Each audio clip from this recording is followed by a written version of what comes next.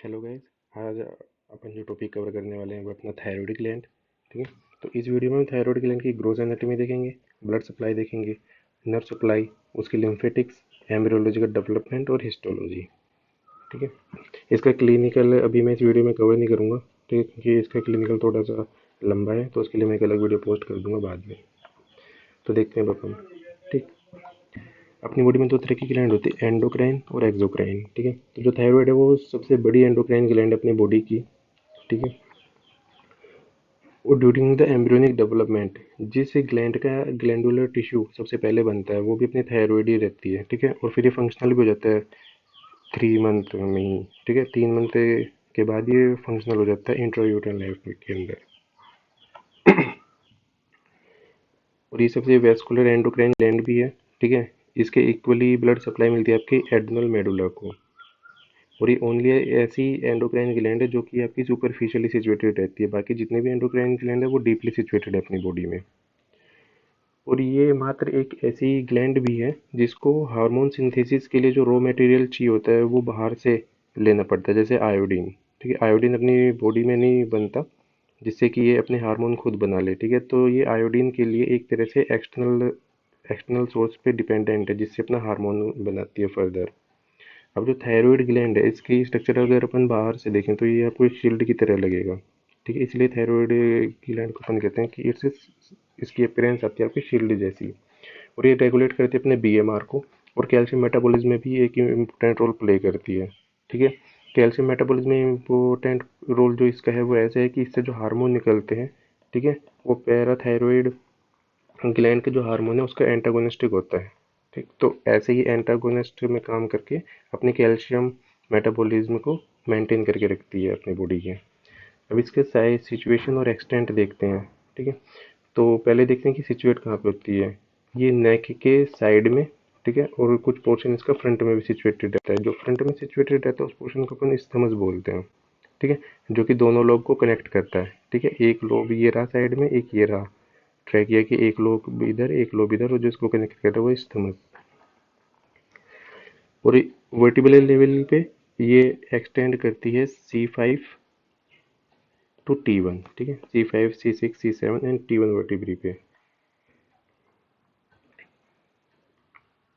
और जो स्थमस वाला पार्ट है वो आपका सिचुएट करेगा सेकंड ट्रैकियल रिंग से फोर्थ ट्रैकियल रिंग तक। ठीक। बल्कि जो आपके लोब्स हैं वो आपके फोर्थ या फिफ्थ तक करेंगे। ठीक है। देखिए यहाँ पे फिफ्थ कार्टिलेज रिंग तक कर रहा है, फिफ्थ ट्रैकियल रिंग तक। अब इसकी डायमेंशन देखते हैं। इसकी डायमेंशन अगर लोब की और स्थमस की दोनों अलग अलग डायमेंशन होती हैं।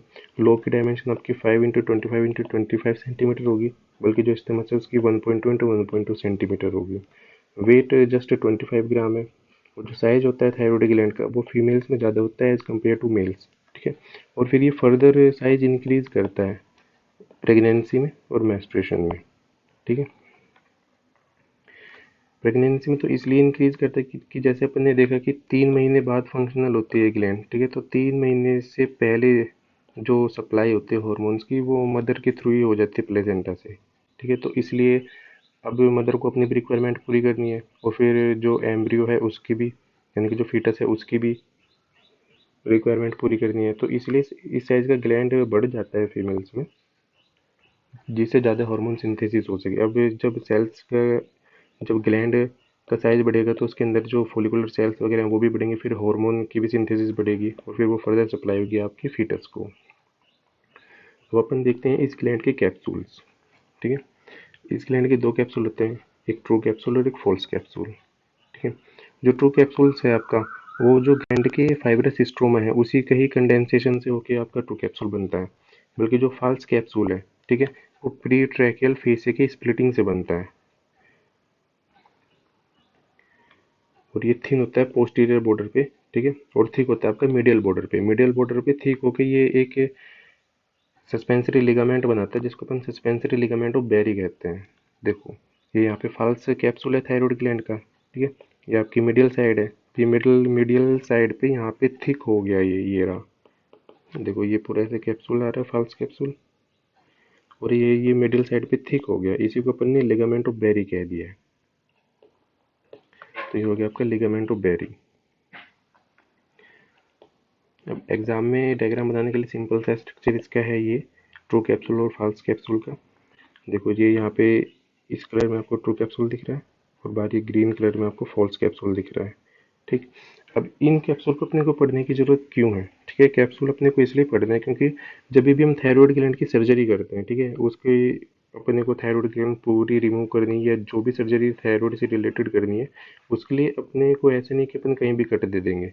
उसके लिए अपने को इसको कैप्सूल देखने पड़ते हैं कि कैप्सूल में कहाँ पे कट देना है। तो इसके लिए आप देख सकते हो जैसे ये यहाँ पे अपने थायराइड ग्लैंड का सेक्शन दिया हुआ है, तो ये रहा आपका फॉल्स कैप्सूल और ये रहा आपका ट्रू कैप्सूल। ठीक, तो इसमें जो हम कट देंगे कैप्सूल के लेवल पे, ठीक है, अब हम इसमें हेमरेज को अवॉइड करने के लिए, ठीक है, जो थायराइड रिमूव करते हैं वो उसके ट्रू कैप्सूल के साथ ही रिमूव करते हैं। देखो जैसे यहाँ पे प्लेन ऑफ क्लीवेज है, यानी कि अपने को यहाँ से क्लीवेज डालना है, ठीक है, अपने जो स्कार्पल वगैरह है वो यहाँ से कट करेंगे, इसे ग्लैंड को यहाँ से कट करने स्टार्ट करेंगे। तो जो ये ग्लैंड है ये अपने ट्रू कैप्सूल के साथ ही अपने को इसको रिमूव करना पड़ेगा। ठीक है, उससे क्या होगा, जो इसमें वीनस प्लेक्सिस है यानी कि जो वेन्स का जो नेटवर्क है वो आपका डिस्टर्ब नहीं होगा, जिससे कि आपका हेमरेज नहीं हो पाएगा। इसके अपोजिट अरेंजमेंट रहता है आपका प्रोस्टेट में। प्रोस्टेट में क्या है, जो आपकी वीनस का प्लेक्सिस है यानी कि जो वेन्स का नेटवर्क है वो आपका फॉल्स कैप्सूल और ट्रू कैप्सूल्स के बीच में रहता है। ठीक है, इसलिए अपने को इसको ट्रू कैप्सूल के नीचे से क्लीवेज देना पड़ता है। ठीक है, ताकि ये पोर्शन आपका एक साथ रह जाए और अपने को ग्लैंडुलर पोर्शन मिल जाए अलग से, यानी कि जो ग्लैंड है वो ऐसे रिमूव हो जाए पूरी।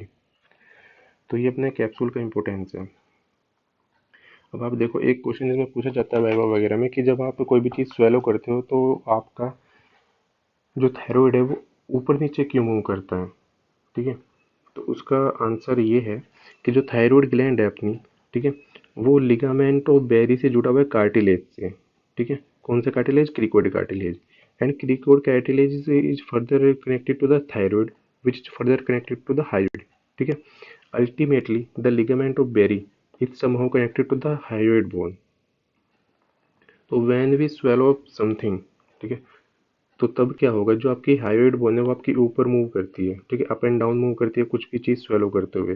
ठीक है, तो जब ये हाइड बोन मूव करेगी अप या डाउन, ठीक है, तो उसके साथ जो ये इससे रिलेटेड स्ट्रक्चर्स हैं वो भी ऊपर नीचे मूव करेंगी। इसलिए आपका जो थायराइड ग्लैंड है वो आपका मूव करता है कुछ भी चीज़ स्वेलो करते हुए। अब अपन देखते हैं इसके पार्ट और रिलेशन। ठीक है, अब इसके पार्ट में आपको एपेक्स देखने को मिलेगी, बेस देखने को मिलेंगी और सरफेस देखने को मिलेंगी और बॉर्डर। सरफेस 3 मिलेंगी और बॉर्डर आपके 2 मिलेंगे। ठीक है, तो सबसे पहले हम अपन एपेक्स कवर करते हैं। एपेक्स एक एपेक्स क्या है, oblique line of thyroid cartilage. ठीक है, अगर आप थायराइड कार्टिलेज से एक ओपनिंग लाइन देखो तो वहाँ पे आपको एपेक्स सिचुएटेड मिलेगी और ये रिलेटेड रहती है सुपीरियर थायराइड आर्टरी और एक्सटर्नल लैरिंजियल नर्व से। ठीक, जो इसका बेस है, बेस आपका एक्सटेंड करेगा 4 to 6 ट्रैकियल रिंग से और ये रिलेट रहता है इंफीरियर थायराइड आर्टरी और रिकरेंट लैरिंजियल नर्व से। ठीक, देखो इसको दो ही आर्टरी सप्लाई करती हैं मेनली, एक दो आर्टरी और होती है वो अपन ब्लड सप्लाई में देख लेंगे, और दो नर्व होती हैं इसके थायराइड के अंदर। ठीक है, तो एक आर्टरी एक नर्व आपकी एपेक्स में है और एक आर्टरी और एक नर्व आपकी बेस से रिलेटेड है। ठीक है, जो सुपीरियर है वो एपेक्स से रिलेटेड है। ठीक है, एपेक्स तो ऊपर ही होता है तो यानी कि सुपीरियर थायराइड आर्टरी इससे रिलेटेड होगी, और जो बेस है वो इन्फीरियर यानी कि बेस नीचे होता है तो इन्फीरियर थायराइड आर्टरी इससे रिलेटेड होगी। ये सिर्फ एक याद करने का तरीका है। अब देखते हैं अपन सरफेसिस पे। सरफेसेस 3 होते हैं इसके। ठीक है, तो सबसे पहले हम सुपरफिशियल सरफेस को देखते हैं जिसको अपन लेटरल सरफेस भी बोलते हैं। ये कॉन्वेक्स होता है और ये कवर रहता है आपके 4 मसल से, स्टर्नोहायोइड, स्टर्नोथायरॉइड, ओमोहायोइड की सुपीरियर बेली। ओमोहायोइड की 2 बेली होती हैं, सुपीरियर बेली और आपकी इंफीरियर बेली। ठीक है, जब मैं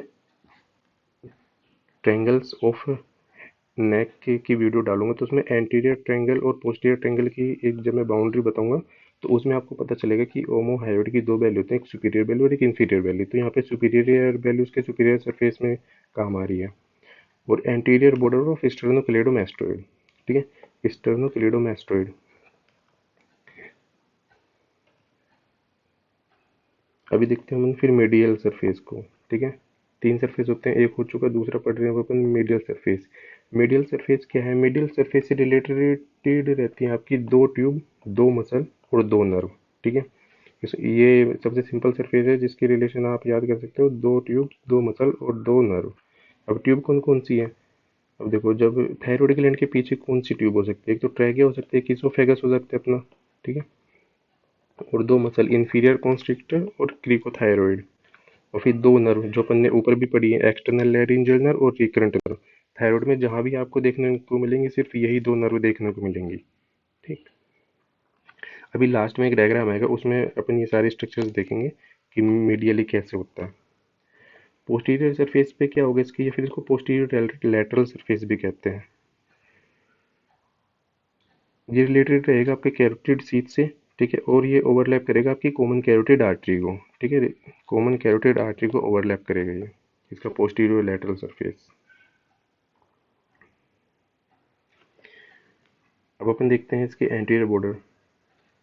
तीनों सरफेस हो गए, अब दो बॉर्डर रह गए।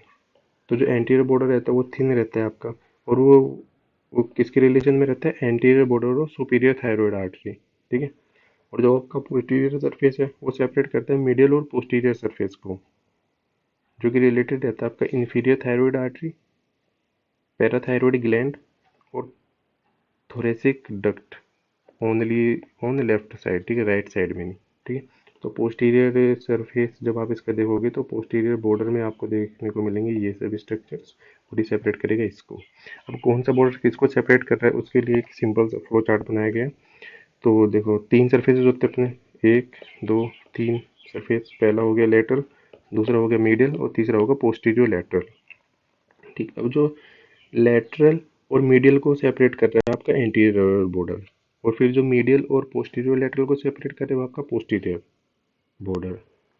ठीक, तो अब अपन देखते हैं इस्थमस वाला पार्ट। इस्थमस में आपके दो बॉर्डर होंगे और आपकी दो ही सरफेस होंगी। ठीक है, बल्कि पहले क्या था, पहले आपके तीन सरफेस देखने को मिलते थे और दो बॉर्डर देखने को मिल रहे थे। तो जो सरफेस होता है वो कनेक्ट करता है lower part of the both the lobes. ठीक है, जैसे ये अपनी ग्लैंड है। ठीक, तो इसके लोअर बॉर्डर को ये इस्थमस कनेक्ट कर रहा है। उसका जो एंटीरियर सरफेस रहता है वो कवर रहता है आपके राइट एंड लेफ्ट स्टर्नोहायोइड और स्टर्नोथायरॉइड मसल से, और जो और एंटीरियर जुगुलर वेन से और फेसिया से और स्किन से। ठीक है, बल्कि जो उसका पोस्टीरियर सरफेस है वो कवर रहेगा आपका two to fourth tracheal ring से, और अपर बॉर्डर जो है वो anterior border of right and left superior thyroid artery which anastomose here. ठीक है, यानी कि इसके अपर बॉर्डर पे आपकी right and superior thyroid artery जो है वो एनास्टोमोस करेंगी, और जो इसका लोअर बॉर्डर है वहाँ पे रहेगी आपकी इंफीरियर थायरॉइड वेन, जो कि यहाँ इस लोअर बॉर्डर से ग्लैंड को लीव कर देगी। ठीक है, यानी कि यहाँ से लीव करेगी ग्लैंड को आपकी इंफीरियर थायरॉइड वेन। अपन देखते हैं इसकी arterial supply. Arterial supply important है इसकी। ठीक, तो आर्टीरियल सप्लाई में अपन देखेंगे कि दो आर्टरीज को सप्लाई करती हैं मेनली, सुपीरियर थायरॉइड आर्टरी और इंफीरियर थायरॉइड आर्टरी। सबसे पहले अपन देखेंगे सुपीरियर थायरॉइड आर्टरी को। अब ये देखना, देखो आप कोई भी आर्टरी पढ़ो किसी भी ऑर्गन की सप्लाई की, ठीक है, तो उसको ट्रेस करने की कोशिश किया करो कि वो आर्टरी आ कहाँ से रही है, किसकी ब्रांच है। तो उससे क्या होगा, टॉपिक आसानी से आपको समझ आ जाएगा आर्टीरियल सप्लाई का। तो देखो, जो आपकी कॉमन कैरोटिड आर्टरी रहती है उसकी दो ब्रांच होती है, एक्सटर्नल कैरोटिड आर्टरी और इंटरनल कैरोटिड आर्टरी। फिर फर्दर एक्सटर्नल कैरोटिड आर्टरी की 8 ब्रांच होती हैं, उनमें से एक ब्रांच आपकी सुपीरियर थायरॉइड आर्टरी। ठीक है, तो ये रही अपनी सुपीरियर थायरॉइड आर्टरी। अब अपने को पता लगे कि सुपीरियर थायरॉइड आर्टरी आ कहाँ से रही है, और ये पियर्स करेगी प्री ट्रैकियल फेसिया को, और फिर जाएगी आपके लोब के एपेक्स तक, और फिर ये फर्दर डिवाइड हो सकती है एंटीरियर एंड पोस्टीरियर ब्रांच में। ठीक है, अब जैसे ये आपके कोई भी लोब है, ठीक, अब इस लोब को आपको एंटीरियर साइड भी सप्लाई देनी है, पोस्टीरियर साइड भी सप्लाई देनी है। तो ये जो आपकी आर्टरी है ये दो ब्रांच में डिवाइड हो जाती है, एक चली जाती है पोस्टीरियर और एक आ जाती है एंटीरियर। ठीक है, ऐसे देखो, जैसे ये लोब है, ठीक है, आपका इस्तेमाल हो गया। अब यहाँ से जो आर्टरी आ रही है ये इसका मैं पोस्टीरियर पार्ट बना रहा हूँ डॉट डॉट से, यानी कि पीछे की तरफ जा रही है, और ये इसका एंटीरियर पार्ट यानी कि आगे इस लोब को सप्लाई करेगी। अब देखते हैं अपन इन्फीरियर थायरॉइड आर्टरी। जो इन्फीरियर थायरॉइड आर्टरी उसको भी अपने ने टेस्ट करना शुरू किया, तो वो है आपका सब क्लेवियन आर्टरी है। ठीक है, ये स्क्लेनियस एंटीरियर एक मसल है, वो इसको 3 पार्ट में डिवाइड करती है, ठीक है। तो इसका जो फर्स्ट पार्ट होता है वो होता है thyro cervical trunk. Thyro cervical trunk की 3 ब्रांच होती हैं, उनमें से एक ब्रांच होती है आपकी इंफीरियर थायरॉयड आर्टरी, ठीक है, जो फर्दर सप्लाई करता है आपके थायरॉयड ग्लैंड को। और फिर उसकी फर्दर 4-5 ब्रांचेज होती हैं, ग्लैंडुलर ब्रांचेज इसकी इंफीरियर थायरॉयड की। देखो, तो अपन यहाँ पे एक डायग्राम है पूरा आर्टियर सप्लाई का, यहाँ से इसको देख लेते हैं। ये रही आपकी सुपीरियर थायरॉयड आर्टरी, ये, ठीक। अब जैसे मैंने बताया था कि सुपीरियर थायरॉयड आर्टरी क्या करेगी, सुपीरियर थायरॉयड आर्टरी 2 ब्रांच देगी, एंटीरियर एंड पोस्टीरियर ब्रांच। देखो, तो ये रही इसकी एंटीरियर ब्रांच, ठीक। और ये रही इसकी पोस्टीरियर ब्रांच। पोस्टीरियर ब्रांच पीछे जा रही है, इसलिए यहाँ पे कलर थोड़ा डल दिखाया गया है क्योंकि ये पीछे है। तो एंटीरियर ब्रांच, पोस्टीरियर ब्रांच होगी आपकी सुपीरियर थायरॉयड आर्टरी की। जो एंटीरियर ब्रांच है, ठीक, वो एनास्टोमोस कर जाती है यहाँ पे ही आपस में, ठीक है, at the upper border of isthmus, ठीक। तो ये हो गया आपकी सुपीरियर थायरॉयड आर्टरी की बात। अब हम देखते हैं inferior thyroid artery. Inferior thyroid artery हमने पढ़ा था कि सबक्लेवियन आर्टरी की जो थायरोसर्वाइकल ट्रंक होती है उसकी ब्रांच होती है। देखो, ये रहा आपका आर्ट ऑफ अओर्टा, ये आर्च हो गया आपका अओर्टा का, यहाँ से एक ब्रांच निकल रही है सबक्लेवियन आर्टरी, फिर उसकी फर्दर ब्रांच है थायरॉयड थायरोसर्वाइकल ट्रंक, ठीक है। फिर वहाँ से निकल रही है आपकी इंफीरियर थायरॉयड आर्टरी। अब ये इंफीरियर थायरॉयड आर्टरी क्या करेगी, इंफीरियर नाम से पता चल रहा है कि इंफीरियर से सप्लाई करेगी, तो ये इधर से सप्लाई करेगी और इसके पोस्टीरियर जाके यहाँ पे एनास्टोमोस कर लेगी आपकी posterior branch of superior thyroid artery से, ठीक। अब मैंने कहा था कि मेनली तो यही 2 आर्टरी सप्लाई करते हैं, सुपीरियर थायरॉयड, आपकी सुपीरियर थायरॉयड आर्टरी, और फिर उसके बाद आपकी इंफीरियर थायरॉयड आर्टरी, ठीक है। पर एक आर्टरी छोटी सी यहाँ पे और होती है जिसका नाम है आपका थायरोडीमा आर्टरी, ठीक है। अब ये आर्टरी क्या होती है, ये यहाँ से निकलती है आपकी और ये लोअर बॉर्डर ऑफ इस्थमस को सप्लाई करती है, ठीक है। तो इस आर्टरी का बस इतना सही काम है कि यहाँ पे करेगी, ठीक है। इसका लोब से कोई मतलब नहीं है, ये किसी लोब को सप्लाई नहीं करेगी। लोब और इस्थमस के अपर बॉर्डर के लिए अपनी ये है अभी, जैसे सुपीरियर थायरॉयड और इन्फीरियर थायरॉयड आर्टरी, ठीक है। अभी अपन ने नर्व का भी पढ़ा था, ठीक। अपन ने पढ़ी थी ना कि एक्सटर्नल लैरिंजियल नर्व। देखो, ये रही यहाँ पे आपकी एक्सटर्नल लैरिंजियल नर्व, और फिर आपकी ये है रिकरेंट लैरिंजियल नर्व, ठीक है। अब अब हमें आर्टेरियल सप्लाई और नर्व सप्लाई साथ साथ क्यों पढ़ रहे हैं, इसका भी एक कारण है कि जब अपन सर्जरी करते हैं, ठीक है, तो अपने को पता रहना चाहिए कि आर्टरी को कहाँ से लाइगेट करना है अपने को।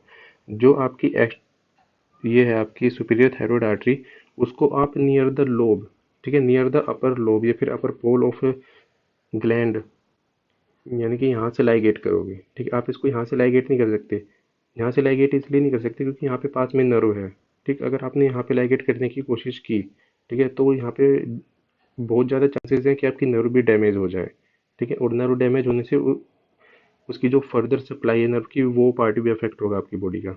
इसीलिए अपन इसको यहाँ से लाइगेट नहीं करेंगे, यहाँ से लाइगेट करेंगे इसके अपर बॉर्डर से, ठीक है, क्योंकि यहाँ पे नर्व थोड़ी दूर है, तो चांसेस हैं कि नर्व ज़्यादा डैमेज ना हो, ठीक। ऐसे ही आपका इधर है रिकरेंट लैरिंजियल नर्व के साथ, ठीक है। अब यहाँ पे देखो आप, जो ये आपकी इंफीरियर थायरॉयड आर्टरी है, यहाँ पे ये नर्व के बिल्कुल क्लोज है, ठीक है। तो अपन इसको अब ग्लैंड के पास से लाइगेट नहीं कर सकते, बल्कि सुपीरियर को तो अपन ग्लैंड के पास से ही लाइगेट कर रहे थे ताकि आपकी नर्व नर्व सेफ रहे, क्योंकि वहाँ पे नर्व दूर थी। पर यहाँ पे अपन ऐसा नहीं करेंगे, यहाँ पे नर्व पास में ही है, तो इसलिए अपन इसको away from the gland ligate करेंगे, ठीक है। यहाँ से कहीं से इसको लाइगेट करेंगे, फिर यहाँ से कहीं से, वो देखना है अपने को कि क्लोट यहाँ पे जमा हुआ है या क्लोट यहाँ पे जमा हुआ है, जो भी सिचुएशन है उस हिसाब से करेंगे, पर करेंगे ग्लैंड से दूर ही इसको लाइगेट, ठीक है। तो ये इंपॉर्टेंस है अपनी आर्टीरियल सप्लाई और उसकी नर्व सप्लाई पढ़ने की। अभी अपन देखते हैं इसका वीनस ड्रेनेज, ठीक। वीनस ड्रेनेज इसका काफ़ी सिंपल सा है। देखो, एक होता है आपका superior thyroid when, superior thyroid when, inferior thyroid when, ठीक। और एक इसमें एडिशनल वेन होती है, वो होती है कोचर्स वेन, ठीक।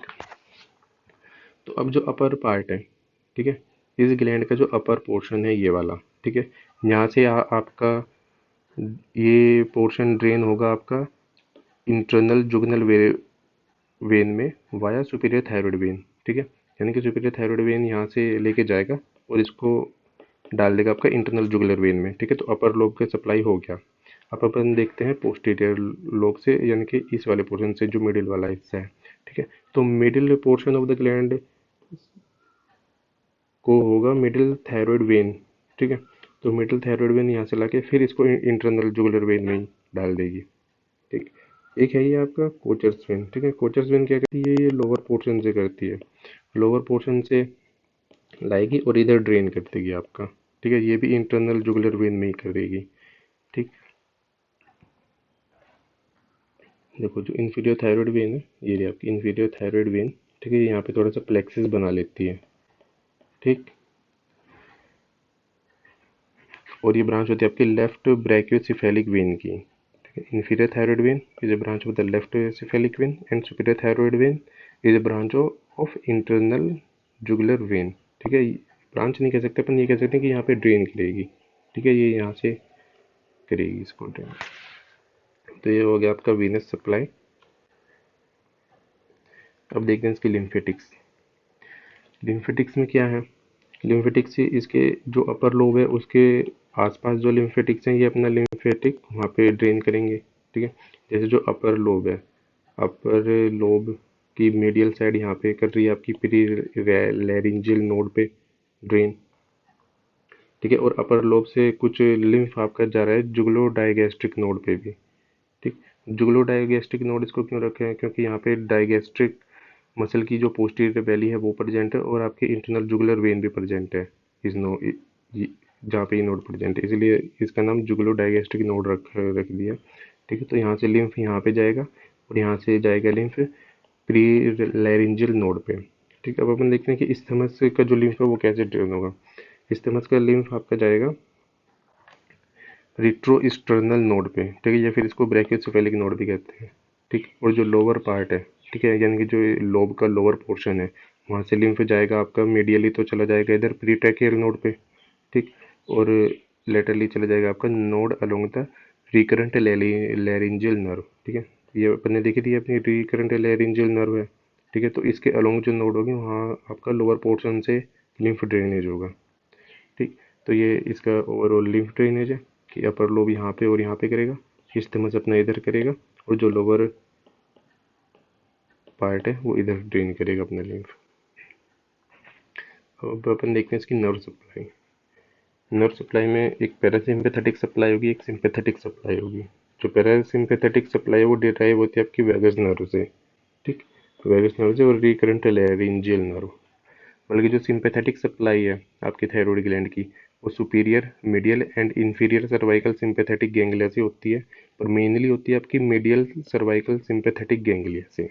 अब इसका डेवलपमेंट, थायराइड ग्लैंड का डेवलपमेंट मैंने अपनी पिछली वीडियो में भी बताया था फेरेंजियल आर्च वाले में, ठीक है। एक बार यहाँ पे मोटा मोटा रिवाइज कर लेते हैं।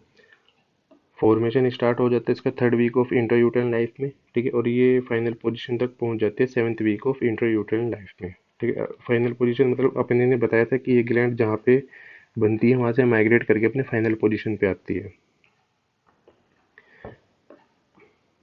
देखो ये जहाँ से बन रही है वहाँ पे अपना माइग्रेट करके नॉर्मल पोजीशन पे आएगी, ठीक।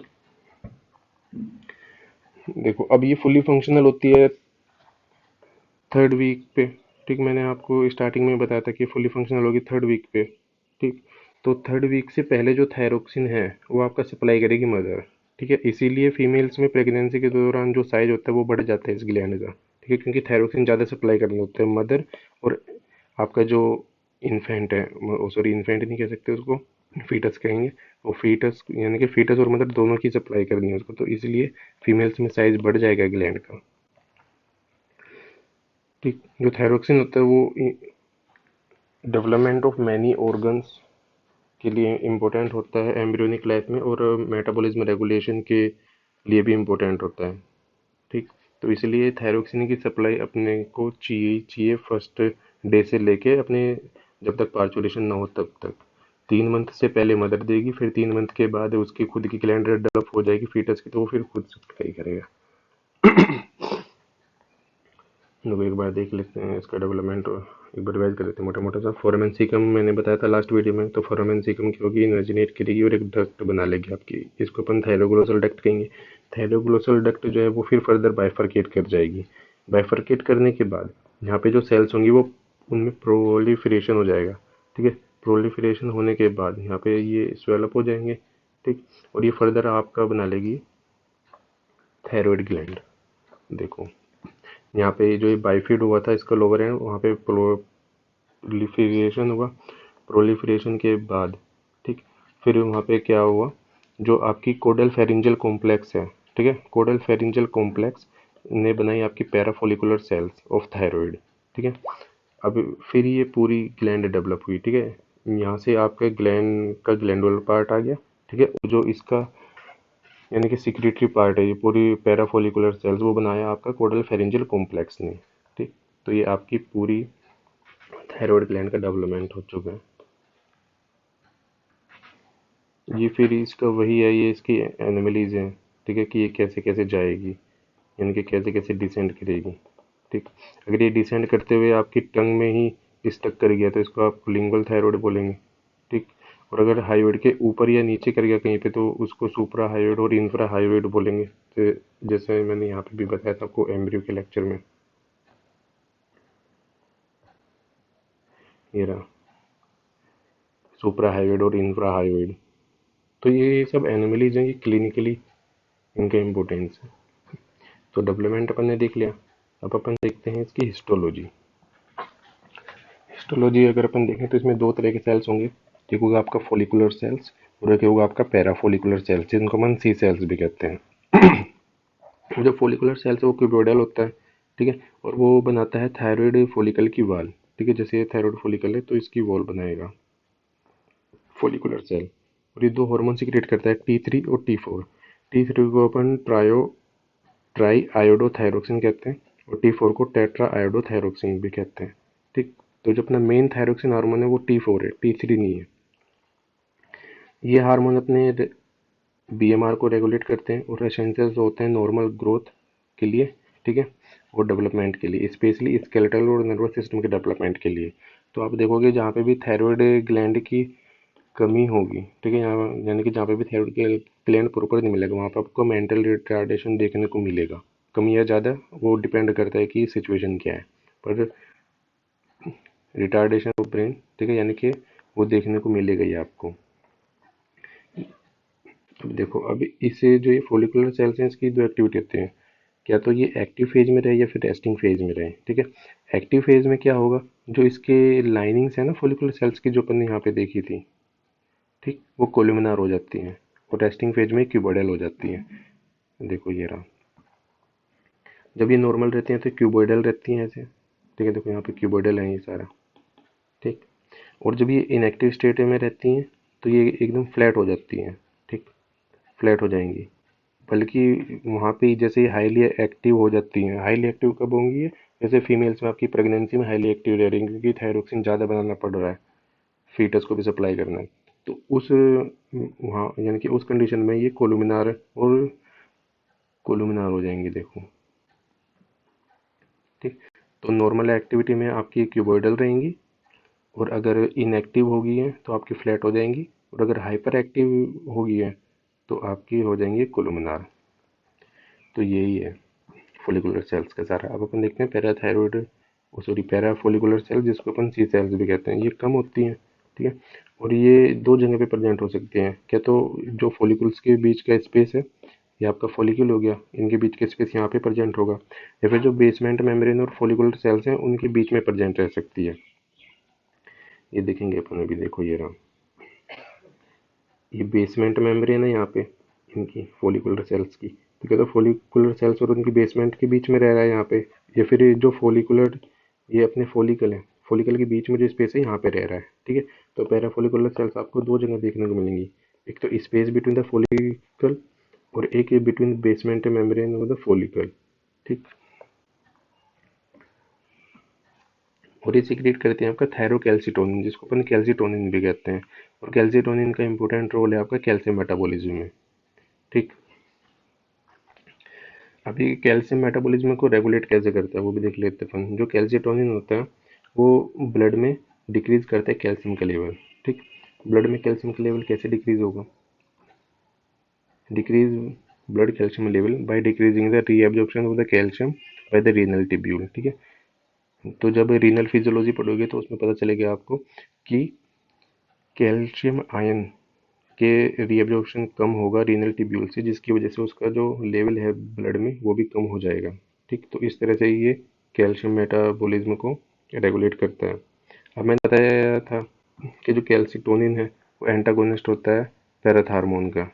ठीक, तो यानी कि अगर पैराथ हार्मोन बढ़ाएगा तो ये आपका घटाता है, जिससे कैल्शियम लेवल एकदम मेंटेन रहता है अपने ब्लड में। ठीक, अब ये टॉपिक आपका कंप्लीट हो गया बिना क्लिनिकल के। थोड़ी इमेज गैलरी देख लेते हैं हिस्टोलॉजिकल और जो भी इमेज जिससे रिलेटेड है। तो ये इमेज अपन ने देख ली कि भाई ये है आपकी फॉलिकुलर सेल्स और ये है आपकी पैराफोलिकुलर सेल्स, ये वाइट वाली। ठीक है, और ये प्रेजेंट रह सकती हैं फॉलिकल के बीच के स्पेस में भी, और basement membrane of the follicle पे भी प्रेजेंट रह सकती हैं। ये इसका वो है हिस्टोलॉजिकल इमेज। तो अगर आप देखें तो यहाँ पे ये है आपकी फॉलिकुलर सेल्स, ये रही, ये सब फॉलिकुलर सेल्स हैं, और इनके बीच में जो है ये आपको देखने को मिलेगी पैराफोलिकुलर सेल्स यानी कि सी सेल्स। ठीक, ये आपको स्पेस में भी देखने को मिल जाएंगे यहाँ पे। एक ये कि वेरिएशन क्या है आपकी नर्व में। ठीक है, ये भी इम्पोर्टेंट है कि variable relationship of the recurrent laryngeal nerve with the inferior thyroid artery. ठीक, अब देखो जब अपन इंफीरियर थायरॉयड आर्टरी पे ऑपरेट करेंगे, ठीक है, तो अपने को ये पता होना चाहिए कि उसके पास जो नर्व जा रही है रिकरेंट लैरिंजियल नर्व, उसके वेरिएशन क्या क्या हो सकते हैं। ठीक है, तो पहला वेरिएशन उसका ये है कि वो नर्व इस इंफीरियर थायरॉयड आर्टरी के पीछे से भी जा सकती है, यानी कि पोस्टीरियर साइड से भी जा सकती है, उसके एंटीरियर साइड से भी जा सकती है, इनके ऊपर से। ठीक है, और फिर जो इसके आगे फर्दर ग्लैंडुलर ब्रांच है, उन ग्लैंडुलर ब्रांच के बीच में से भी जा सकती है। ठीक, तो ये अपने को इसका वेरिएशन पता होना चाहिए, जिससे कि अपन सर्जरी ऑपरेट करते हुए इसका ध्यान रखें। और अभी लास्ट डायग्राम जो कि बहुत इंपॉर्टेंट है, जिससे आपका एक पूरा ओवरव्यू बन जाएगा कि मतलब थायरॉयड ग्लैंड नेक में कहाँ पे सिचुएटेड है, उसके एंटीरियर पोस्टीरियर लेटरल रिलेशंस क्या हैं। देखो ये है आपका एंटीरियर पार्ट, आगे वाला ये एंटीरियर पार्ट है। ठीक, जहाँ पे आपका एडम सेपल वगैरह रहते हैं, और ये आपका पीछे का पार्ट है, यानी कि गर्दन के पीछे वाला पार्ट है। ठीक, तो ये ऐसा है कि जैसे ये अपनी पूरी नेक है। ठीक, तो अपने ने यहाँ से टीएस लिया क्योंकि थायरॉयड ग्लैंड अपनी यहाँ पे है, तो पीछे का वर्टिब्रा के लेवल पे लेने का अपने का कोई मतलब है नहीं। ठीक, तो अपन यहाँ से लेंगे सिर्फ आगे आगे का। ठीक है, तो ये इतना पोर्शन आपके आगे आगे का है। तो देखो ये रही अपनी ग्लैंड, ये पूरी थायरॉयड ग्लैंड है। ठीक, इसका एक लोब ये रहा, एक लोब ये रहा, और ये रहा आपका स्थमस। ठीक, अब अपन ने इसका टीएस लिया है तो अपने को ऐसे थोड़ा बहुत वेरिएशन दिखेगा, पर इतना नहीं दिखेगा कि अपन पहचान ही लें। ठीक है, थोड़ा बहुत वेरिएशन देखो दिख रहा है, स्थमस थोड़ा पतला दिख रहा है और लोग थोड़े मोटे से दिख रहे हैं। ठीक, तो ये हो गया आपका स्थमस थायरॉयड का। ठीक, और ये दोनों हो गए इसके लोब्स। ठीक, अब अपन ने पढ़ा था कि जो प्री ट्रैकियल फेसिया है वो कवर करती है आपके, देखो ये जो ग्रीन ग्रीन है जहाँ पे अभी ये लेजर चल रहा है, ये आपकी प्री ट्रैकियल फेसिया जो कि आपकी कवर करती है कंप्लीट थायरॉयड ग्लैंड को। ठीक, अब हमने पढ़ा था कि पोस्टीरियर में क्या क्या रिलेशन होंगे। देखो देखो पोस्टीरियर रिलेशन अपने कैरोटिड से पढ़ी थी, और मीडियल में पढ़े थे अपने ने ट्रैकिया और इसोफेगस। ठीक, तो अभी देखते हैं कि मीडियल में जो है वो ट्रैकिया और इसोफेगस है कहाँ। ये मीडियल पोर्शन है। ठीक, मीडियल पोर्शन में आप देखो ये रहा आपका ट्रैकिया। ठीक, ये ट्रैकिया और उसके पीछे मिलेगा आपको इसोफेगस, इसोफेगस और ये रहा आपका ट्रैकिया। ठीक, इसको लिख लेते हैं, ये रहा ट्रैकिया। ठीक, अब देखो अब इसके आसपास जो मसल होंगे, ठीक है, इसके आपको थोड़ा एंटीरियर लेटरल मिलेगी आपको ओमो हायोइड की सुपीरियर बेली, ये रही आपकी ओमो हायोइड की सुपीरियर बेली। ठीक, फिर इसके आगे मिलेगी आपको स्टर्नो हायोइड, ये रही स्टर्नो हायोइड, और फिर ये मिलेंगे स्टर्नो थायरॉइड। ठीक है, ये सब मसल्स आपकी आएंगी जब आप एंटीरियर ट्रायंगल पढ़ोगे नेक की, ठीक है। तो उनकी बाउंड्रीज बनाने में काम आती हैं ये मसल्स। उसे अपन पहचान सकते हैं कि भाई ये कौन सा ट्रायंगल है, इनकी ये बाउंड्रीज डिसाइड करती हैं ट्रायंगल्स की, ठीक है। तो आपकी स्टर्नोथायरॉइड होगी, स्टर्नोहायोइड होगी, और ये ओमोहायोइड की सुपीरियर बेली होगी। उसकी दो बेली होती है, सुपीरियर और इंफीरियर बेली, ठीक है। होमोहायोइड की दो बेली होंगी, सुपीरियर और इन्फीरियर, बल्कि डाइगैस्टिक की भी दो बेली होंगी, पर वो एंटीरियर और पोस्टीरियर होंगी, ठीक है। वो आपको ट्रायंगल्स में पता चल जाएगा। ये है आपकी स्टर्नोक्लीडोमास्टोइड मसल, स्टर्नोक्लीडोमास्टोइड, ठीक है। इस मसल को आप ऐसे याद कर सकते हो कि इसके दो हेड ऑफ ओरिजिन रहते हैं, एक स्टर्नम से और एक क्लीडो यानी कि क्लेविकल से, और ये फाइनली जाके अटैच हो रही है आपकी मैस्टोइड प्रोसेस से, ठीक है। तो इस मसल का नाम हो गया स्टर्नोक्लीडोमास्टोइड, ठीक है। अब देखो यहाँ से जो इन्वेस्टिंग लेयर आ रही है डीप फेशिया की, वो दो पार्ट में स्प्लिट हो रही है, और स्प्लिट होकर स्टेनोक्लेडोमास्टोइड को कवर करते हुए फिर यूनाइट हो जा रही है, ठीक है। फिर यूनाइट होने के बाद फिर आपकी दूसरी साइड की स्टेनोक्लेडोमास्टोइड को कवर कर रही है, ठीक। तो investing layer of deep fascia है। अब देखो जो रिकरेंट लैरिंजियल नर्व है वो यहाँ पे दिखाई गई है, ये रहा आपका रिकरेंट लैरिंजियल नर्व, ठीक है। फिर इस ग्लैंड के पोस्टीरियर लैटरल साइड आपकी रहेगी ये स्ट्रक्चर्स प्रेजेंट, ठीक है। ये आपकी कैरोटिड शीथ, ये ग्रीन में जो दिख रही है। तो कैरोटिड शीथ के अंदर आपको क्या क्या देखने को मिलेगा, एक तो इंटरनल जुगुलर वेन देखने को मिलेगी, ठीक, और एक कॉमन कैरोटिड आर्टरी देखने को मिलेगी, और एक वेगस नर्व देखने को मिलेगी, ठीक है। कैरोटिड शीथ आपका कैरोटिड ट्रायंगल का कंटेंट है, ये भी जब आप ट्रायंगल ऑफ नेक पढ़ोगे उसमें आएगा, ठीक। तो अब इसके बाहर जो हमने सिंपैथेटिक ट्रंक पढ़ा था, ठीक है, जिसमें कि मीडियल वाला ज़्यादा सप्लाई कर रहा था, ठीक है। तो ये रहा वो सिंपैथेटिक ट्रंक, ठीक। तो इस डायग्राम में बस इतना ही। ये diagram exam point of view से इम्पोर्टेंट है, इसको देख लेना। इस डायग्राम में है कुछ नहीं, एक ये बनाना, फिर उसको कवर करते हुए पेरिट्रैक्टल फेशिया बना देना, इधर ये तीन मसल बना देना, इन तीन मसल के बाहर एक मसल बना देना, फिर उसको फेस से कवर कर देना बस, और इनकी नेमिंग कर देना। और ये कैरोटिड शीथ जरूर बनाना, ये इंपॉर्टेंट है, इसके ऊपर कभी कभी शॉर्ट नोट भी आ जाता है। तो आज की वीडियो में अपन ने थायराइड ग्लैंड की histo, growth anatomy, blood supply, lymphatics, nerve supply, उसका डेवलपमेंट देख लिया। अब नेक्स्ट वीडियो में शायद नेक्स्ट वीडियो में अपलोड करूँ इसके क्लिनिकल के ऊपर, या फिर एंटीरियर ट्रायंगल के ऊपर भी कर सकता हूँ, ठीक है। जो भी करूँगा वो आपको बता दूंगा पहले एक शॉर्ट वीडियो डाल के, ठीक है। अगर वीडियो पसंद आई हो तो लाइक कीजिए, और सब्सक्राइब भी कर सकते हैं अगर आपको लगता है कि चैनल सही इन्फॉर्मेटिव है तो। Okay, thank you so much for the watching.